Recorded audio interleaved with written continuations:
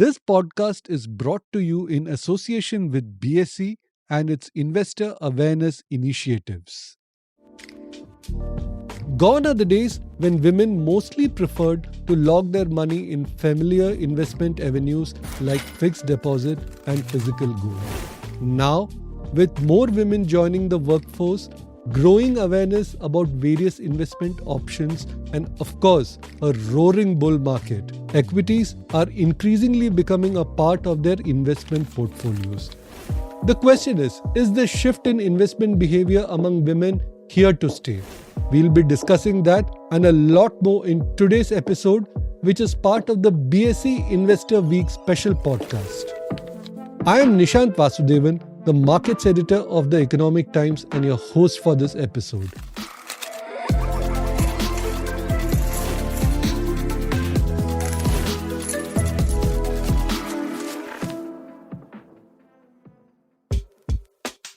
To explore this topic, we have two seasoned market professionals who have made their mark in the cutthroat world of finance. Amisha Vora, Chairperson and Managing Director of Prabhudas Lilladher Group, and Lakshmi Iyer, CEO of Kotak Alternate Asset Managers. Let me first welcome Amisha Vora. Thank you, Amisha, for joining in. It's absolutely my pleasure. Thank you for having me. The first question is, now for long, women have mostly put most of their money in traditional asset classes like gold and fixed deposits. Now with a lot of women joining the workforce and also thanks to the booming stock market, some of that seems to be changing. We are now seeing a lot more women investing in equities.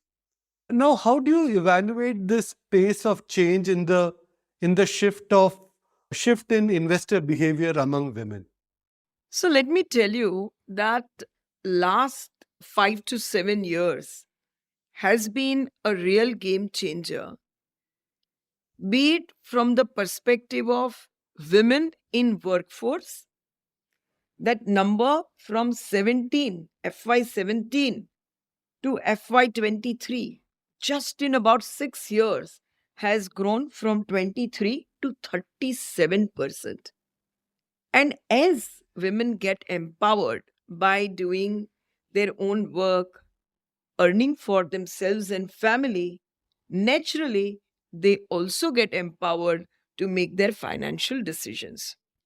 At the same breath, I would like to say that our traditional behavior as Indian to put our money into gold has still not left us high and dry.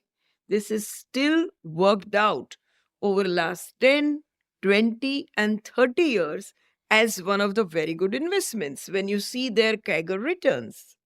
But importantly, what has happened in last 5 years, that is post COVID, and what we expect things to happen is more and more financialization of savings, which means that as compared to lend, as compared to gold, more money needs to come into equity market, and which is what has been really happening. So women is not left behind. Number of women investors into mutual fund, which was just about same, close to 15%, has now grown to 21%, which means women have aligned their investment trends with what's been broadly happening in terms of appreciation in the particular asset class. Right, right. That's a very valid point that you said that post-COVID, there's been a pickup in participation among women investors. But in your experience, whatever you've seen in the past 4 or 5 years, how do women generally like to participate in the stock market? Do they prefer trading or investing? You will be amazed to know that there are dedicated women groups where they go for plant visits.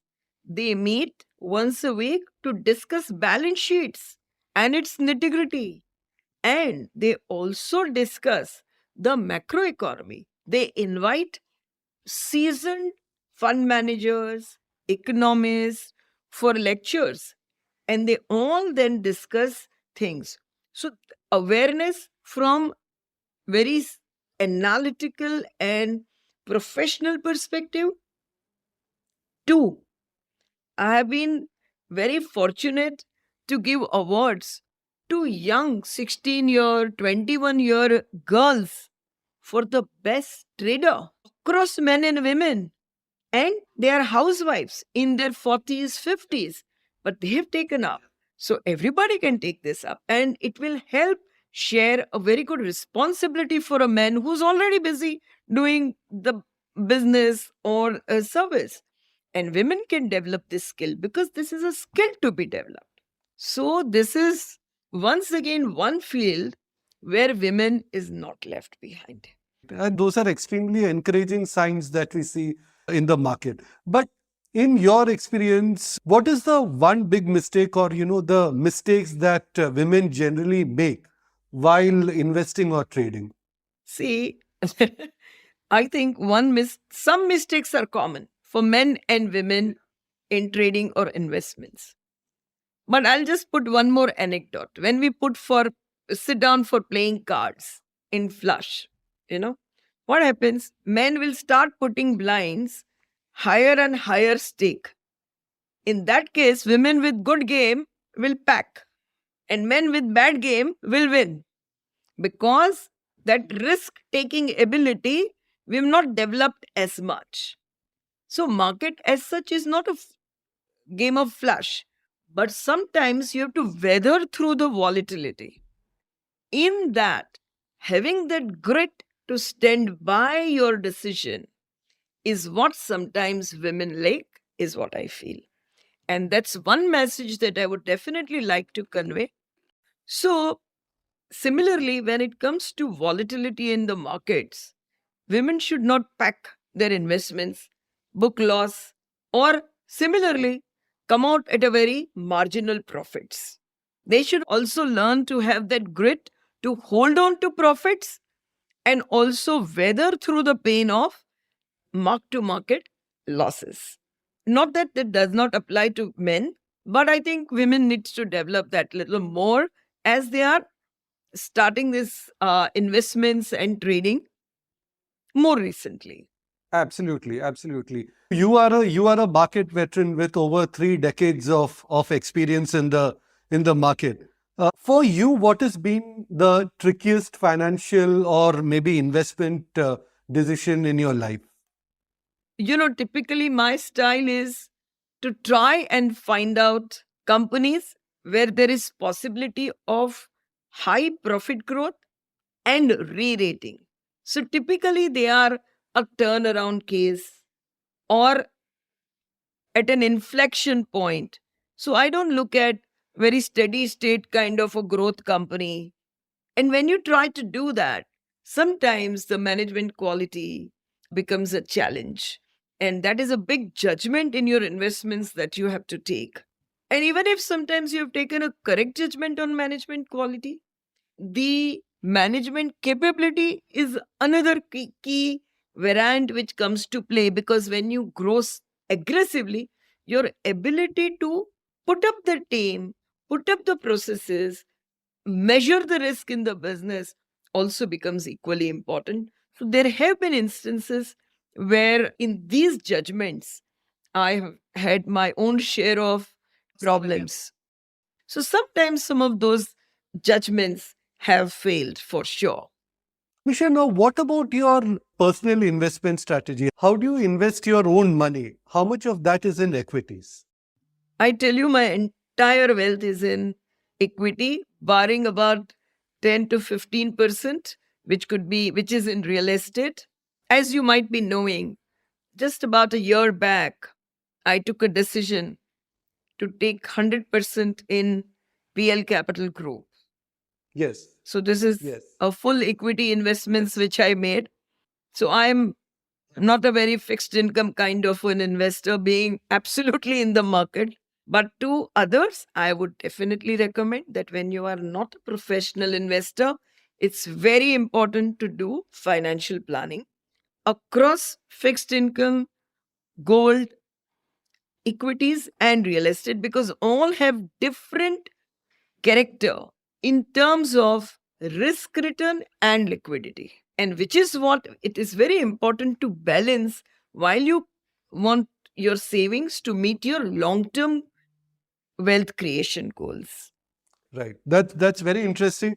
But when you decided to take the full 100 percentage, when you decided to buy the entire equity in Prabhudas Leeladhar, was there any apprehension in your mind about kind of going all out into this business? Because this business as such, it's a cutthroat business. It's entirely male dominated.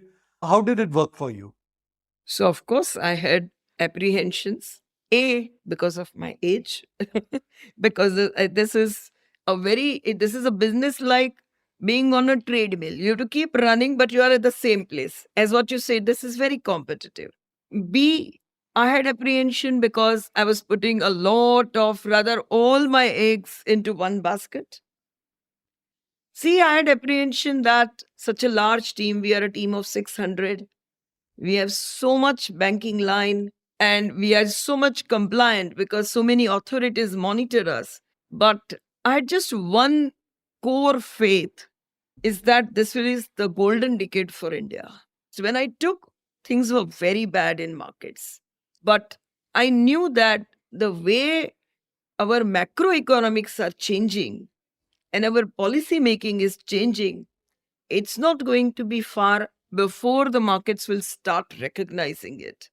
And markets will do very well. And this is a virtuous circle of markets. You provide capital to entrepreneurs through IPO. That's when it gets reinvested into economy does better, and demographic, we were very positive always. Now there are catalysts which is igniting this demographic. So that core confidence, A, in the Indian economy outlook, and B, that over 8 decades, Prabhudas Leather has been in existence for since 1944, over 8 decades. We have never been on the wrong side of any regulator. So the inherent culture, inherent brand ethos are so strong that I thought if anything I should do justice to this brand. So I said I must take this chance instead of hanging my boots and thinking that I could have done that and I could have done that. Why not do it? Just to add, to give that confidence to myself. One very important thing helped. Uh, during COVID, I was walking and all that. And then I got on to trekking. And just before taking this decision, I went to Everest Base Camp trekking. And there I had to really, after first day, which was very tough, I had to tell myself that you are not going to pay attention to how much longer you are going to walk and what your legs or your back or your mind is telling you. And you won't believe when I instructed this to myself, my next 7 days were excellent because I just didn't give a trick that I'm tired, this is happening to me, and that is happening to me. And there I was walking on snow tracks. On the top was just the sand, and below was snow, ice. I could have fallen any moment, and anything could have happened. It didn't happen. So if I take that chance, why don't I take this chance in the business?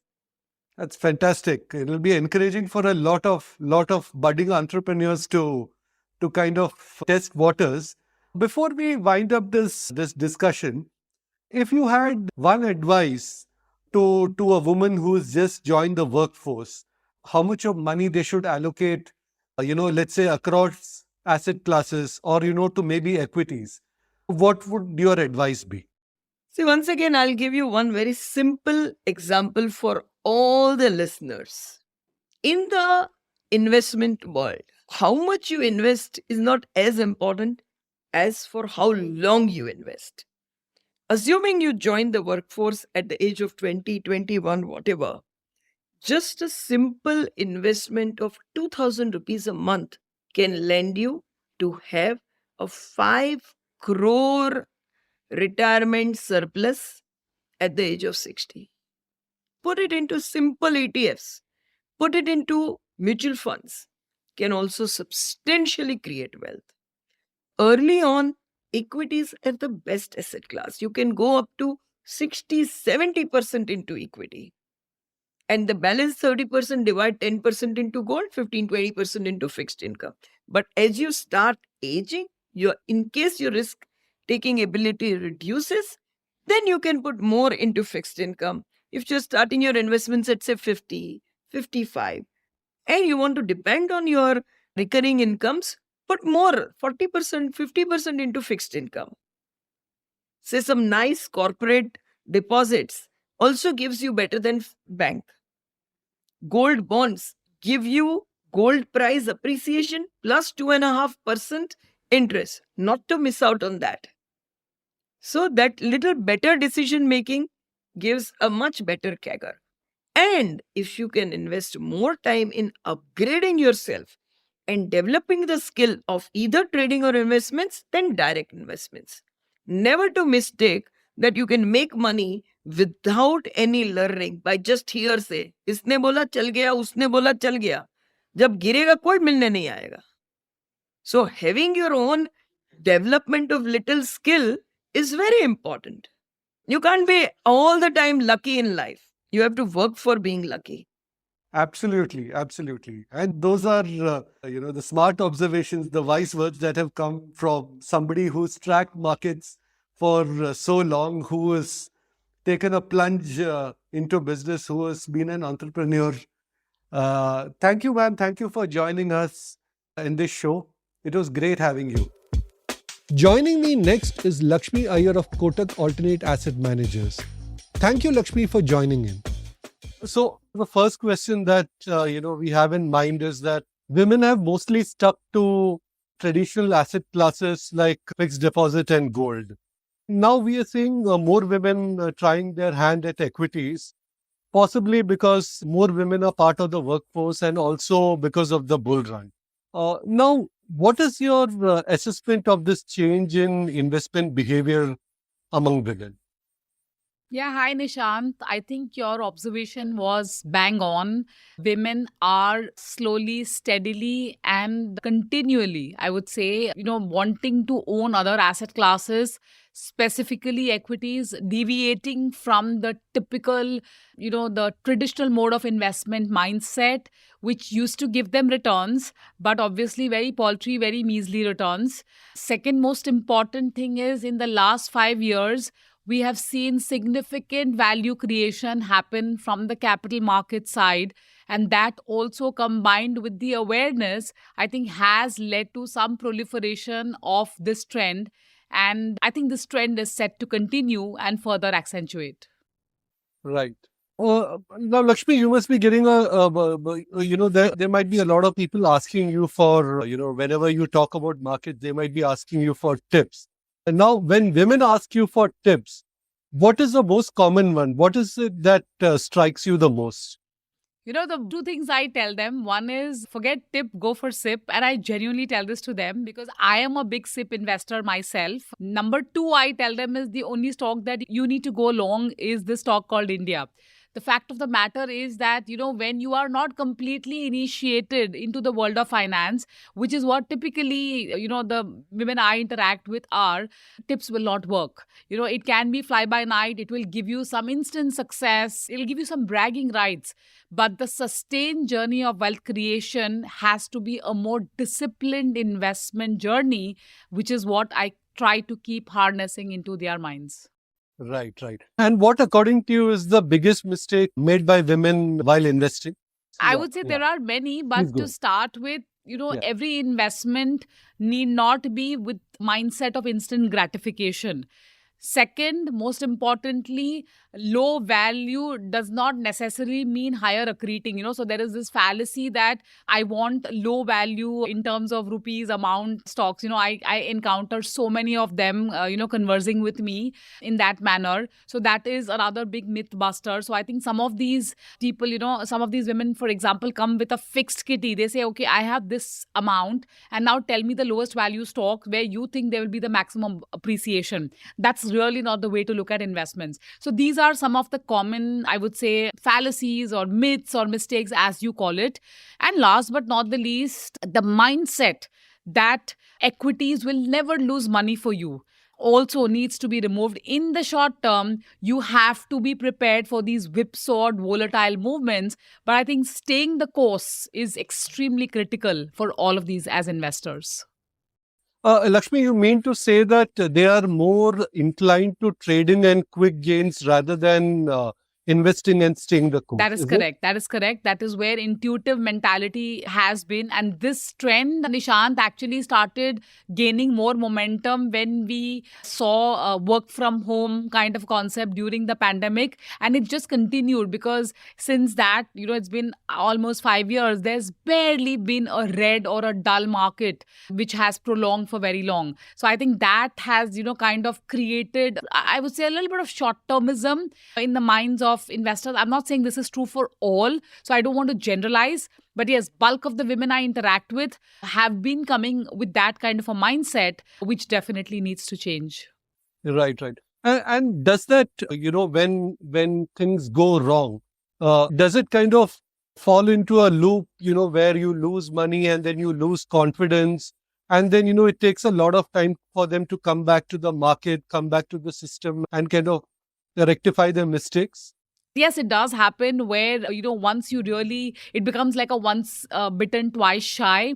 And then the gravitation towards gold, which is, I would say, a chumbak or a magnetic pull for most women, that tends to happen. And let me bring in real estate over here. Real estate is the new fatal attraction for most of them. And why do you say fatal attraction?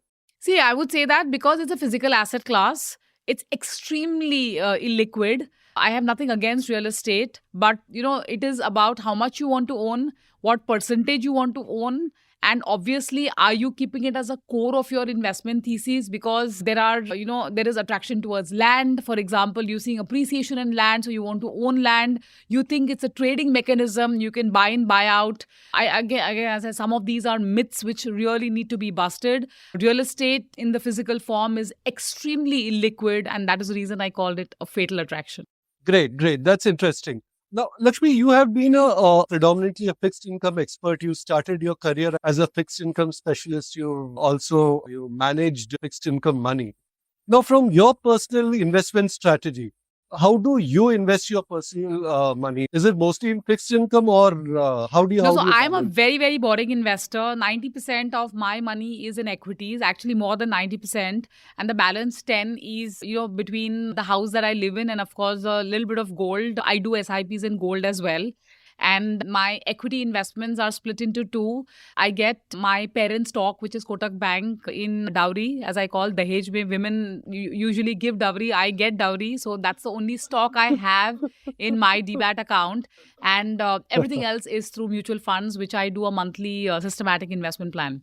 And for me, ups, downs, Amavasya, full moon night doesn't really disturb me, nor a hot and scorching day in the markets, because these are investments for me, which I believe it's fill it, shut it and forget it. So I'm not a broker's delight because I don't trade at all. So that's how it is. And trust me, that has created enough and more wealth for me to eat my soup and salad and my roti sabzi. So I'm sorted. Fantastic. And what, according to you, has been your best investment decision in your life? And maybe something that you've regretted in terms of investment? So as I said, I started off SIP very early on in life. In my working career, I would say, in my within the second year of my work life, I actually started SIP. I started very small. And the best thing I did was to keep topping it up every time I got a pay hike. And the best thing I also did was in Lehman, when I got a pay cut, we all had to, as senior leadership, take some pay cut for a very short period of time. I didn't stop my SIPs even then. So these were, when I ruminate, one of my best things that I did to sustain this wealth creation journey. In terms of mistakes, I would say on the investment side, of course, at the portfolio level, you keep making mistakes, you learn stuff. But on the personal side, as I said, because they were all very boring IP investments, which compounded more than wonderfully well for me. The one mistake I did early on in my investment career was to assume that insurance is equal to investments and then realized that it's not worth it. And then I stuck to term insurance. So which morphed my thinking from an investment, avenue product to a risk cover, which is what insurance is meant to be. So I think that probably, I think because the amounts were small, I kind of got baptized very early into understanding that it is a risk cover, and therefore I could atone for it. So I think that would be my own fallacy or my own mistake in my investment journey. Great. So you are a boring investor. You stick to, the process rather than going for something big. So before we wind up this discussion, if you had an advice or, or something that you could kind of tell our listeners, the women who have recently entered the workforce, what would that be? How should they go about investing? So the couple of things that I will clearly tell them is start as of yesterday, and the next best day is today. So that is number one. Irrespective of what you are earning, try to first do income minus your savings is equal to your expenditure, and that savings you have to funnel it into investments. The biggest myth most people have, and of course that's gender agnostic and more so relevant to women who are not initiated as much into the world of finance, is that they are always assuming that when their money is in the bank account as savings, that is equal to investments. Investments have to grow. Investments have to be nurtured, and therefore it has to be routed in the right manner, which is basis your risk appetite. So go for it and think long term. And long term doesn't mean 1 year, 2 years, 3 years. Long term is 10 years, 15 years, 20 years. So think long term, and I think let them be nurtured in the right manner. Don't get carried away by fads. It's extremely important. That was a great piece of advice for our listeners. Thank you, Lakshmi, for joining the show. It was great having you here. Thanks, Nishant. With that, we wrap up our discussion. I'm sure our listeners have gained valuable insights from the smart and sensible advice shared by Amisha and Lakshmi. Their message is clear. Start investing early in equities, stay the course, and don't be afraid of taking a bit of risk. And of course, patience is the key. Thank you once again, Amisha and Lakshmi, for joining us for this conversation. And a big thanks to our listeners.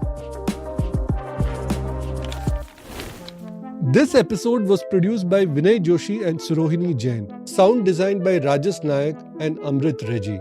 Stay tuned for the other episodes in this series. This is your host, Nishant Vasudevan, signing off. Have a great day.